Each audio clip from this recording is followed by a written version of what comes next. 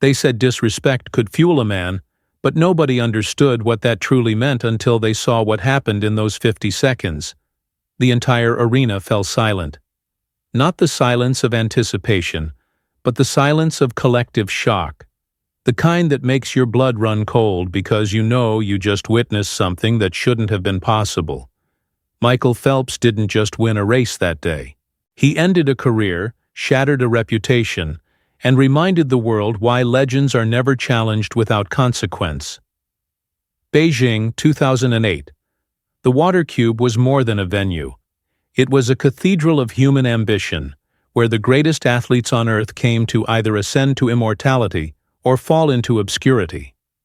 The Olympics had already crowned Phelps as the man chasing history itself, attempting to break Mark Spitz's record of 7 gold medals in a single Games. Every race was watched by hundreds of millions. Every touch of the wall was analyzed frame by frame. The pressure was cosmic, the expectations suffocating. And yet, none of that compared to what was about to unfold in the moments before, the 400-meter individual medley final. The French swimmer had already made headlines throughout the week. Brash, confident to the point of arrogance, he had been vocal about his chances against Phelps. The media loved it. They called it rivalry. They called it competition. But what happened during the national anthem ceremony crossed every line that sport has ever drawn. As the American flag rose and the anthem began to play, this swimmer turned his back to the flag, made a gesture of mockery that cameras barely caught, and according to witnesses in the athlete area, spat in the direction of the banner, before stepping on a replica flag someone had brought for autographs. He did this mere feet from where Phelps stood, chest forward, hand over heart, eyes locked on the stars and stripes rising into the rafters. The television broadcast didn't capture the full extent of what happened. Poolside reporters would later describe the tension as suffocating. Phelps didn't move, didn't flinch. His coach, Bob Bowman, standing in the warm-up area, saw the American swimmer's jaw tighten, saw something shift in his eyes that he had only witnessed a handful of times in their years together. It wasn't anger in the traditional sense. It was colder, more focused. Bowman would later tell interviewers that in that moment, he didn't need to say a single word to Phelps. The race was already over. The outcome was already decided. The French swimmer had just signed his own execution order. The statistics were already daunting for anyone facing Phelps in the individual medley. He had won gold in Athens 4 years prior. He had broken the world record 3 times in the 18 months leading up to Beijing. His butterfly was untouchable. His freestyle finish was pure violence in the water. But the individual medley was more than just technique. It required a kind of mental endurance that separated the great from the legendary. You had to be 4 different swimmers in one race, transitioning between butterfly, backstroke, breaststroke, and freestyle without losing a fraction of a second in the turn. You had to manage lactic acid buildup that would make most humans collapse. You had to calculate splits in your head while your lungs screamed for oxygen. Most swimmers had 1 strong stroke. Phelps had 4. But what the French swimmer didn't know, what nobody outside Phelps's inner circle truly understood, was the invisible preparation, the dark work. Bowman had designed training sessions specifically for moments of adversity. He would have Phelps swim entire sets with his goggles fogged or filled with water to simulate crisis situations. He made him practice in near darkness to heighten his spatial awareness and stroke count. There were sessions where Phelps would swim the medley with one arm tied to his body, forcing the other side to overcompensate. The logic was simple, but brutal. If you train in chaos, race day becomes peaceful. If you prepare for the impossible, the possible becomes automatic. The mental conditioning went even deeper. Phelps had worked with sports psychologists to develop what they called compartmentalization protocols. In high-pressure moments, he could literally shut down the parts of his brain that processed external noise. The crowd disappeared, the cameras vanished. The competitors became irrelevant. All that existed was the water, the stroke count, and the internal rhythm his body had memorized through millions of repetitions. His ability to access this state was so refined that his heart rate would actually drop in the seconds before the starting gun, a physiological impossibility for most athletes experiencing pre-race adrenaline. There's a reason why, if you ask other legends who they admire the most in the sport, it's always the one in first person. The swimmers took their positions on the blocks. 8 lanes, 8 nations, 1 trophy. The French swimmer was in lane 3, Phelps in lane 4. The positioning was strategic. Phelps could see him in his peripheral vision for the entire race. As they stepped up, the arena erupted. 18,000 people screaming. But in lane 4, there was only silence. Phelps bent forward, gripped the block, and for the briefest moment, his eyes flickered to lane 3. Not a glance of worry. A promise. The beep sounded. The water exploded with the synchronized impact of 8 bodies. The butterfly leg was where Phelps built empires.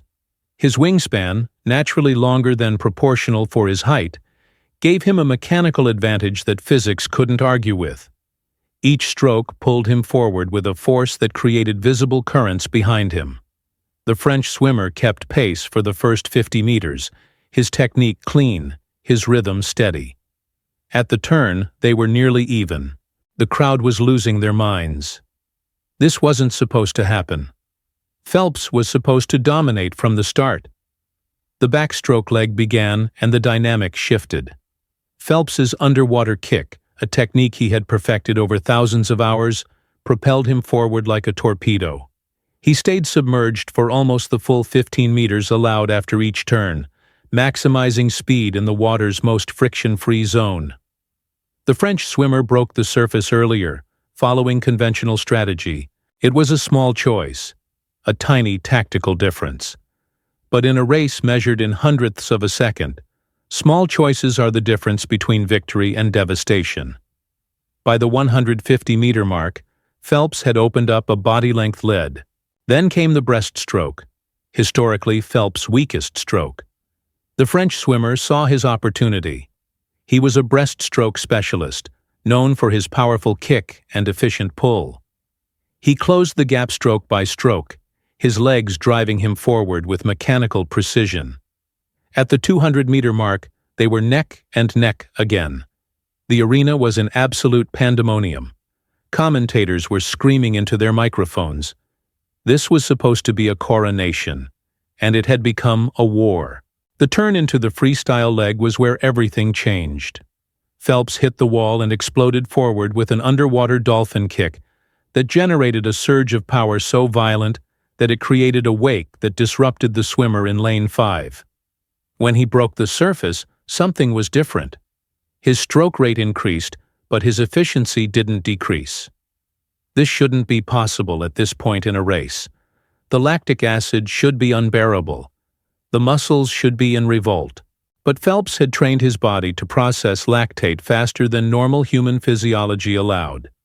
His stroke count remained identical to his first lap, a sign of technical perfection that coaches dream about but rarely witness. The French swimmer was now swimming in Phelps' wake, caught in the turbulence of someone operating at a different level of biological efficiency. His form began to crack. His breathing became labored. His kicks grew shallow. Phelps pulled away not with one explosive move, but with the crushing inevitability of a glacier. 1 stroke, 2 strokes, 3. By the final 50 meters, it wasn't a race anymore. It was a demonstration, a statement, a consequence being delivered in real time. Phelps touched the wall, and the time flashed. A new world record. By more than 2 seconds. In the individual medley, where records are broken by tenths, a 2-second margin is the equivalent of victory by a different dimension. He pulled himself out of the water, looked at the scoreboard, and his expression didn't change. No celebration. No emotion. Just the cold satisfaction of someone who had done exactly what they had visualized. The French swimmer touched the wall in 4th place, not even making the podium. He hung on to the lane rope, chest heaving, and the cameras caught something rare in Olympic competition. Tears. Not tears of effort or disappointment. Tears of humiliation. What happened in the locker room afterward became the stuff of whispered legend among athletes who were there. The French swimmer sat in complete silence, still in his racing suit, water dripping onto the tile floor. His coach tried to speak to him but received no response. Teammates offered condolences, but were met with a vacant stare. He had come to Beijing with a major apparel sponsorship, one of the biggest deals in European swimming. Within 72 hours, that contract was terminated. The sponsor's statement was diplomatic, but the message was clear. They didn't want to be associated with disrespect, and they certainly didn't want to be connected to someone who had been utterly destroyed on the world's biggest stage after provoking a legend. The lesson resonated far beyond the pool. Disrespect isn't just bad sportsmanship. It's tactical suicide. When you challenge someone who has already proven themselves at the highest level, when you mock their country and their commitment in front of them, you don't just motivate them. You activate something deeper.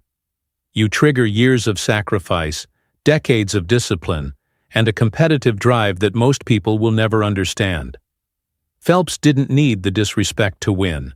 He was always going to win. But the disrespect changed the nature of the victory. It transformed a race into a reckoning. Athletes who compete at the Olympic level understand something fundamental about respect. It's not about being nice.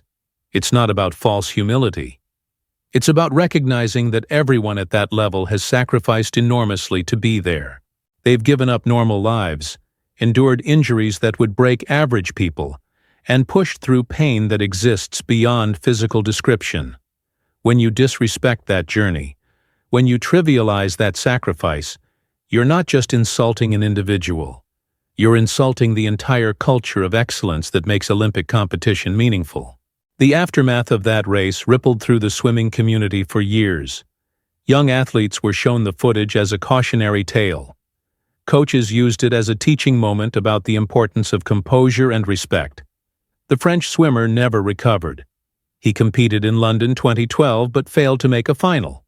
He retired from the sport at 27, his potential never fully realized, his legacy forever tied to 50 seconds of humiliation in Beijing.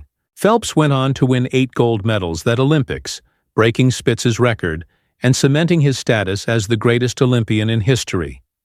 The contrast couldn't be more stark, but perhaps the most telling detail came years later in an interview. Phelps was asked if he remembered that race specifically. He paused, smiled slightly, and said he remembered every race in Beijing. But when pressed about the incident before the race, his answer was simple. He said he didn't need to remember the disrespect because he had already moved past it the moment he touched the wall. The swimmer who mocked him was still living in those 50 seconds. Phelps had already moved on to the next challenge, the next record, the next mountain to climb.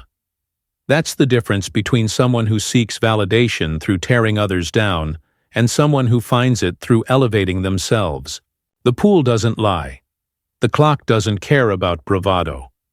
The scoreboard is the only truth that matters. And on that day in Beijing, the truth was absolute.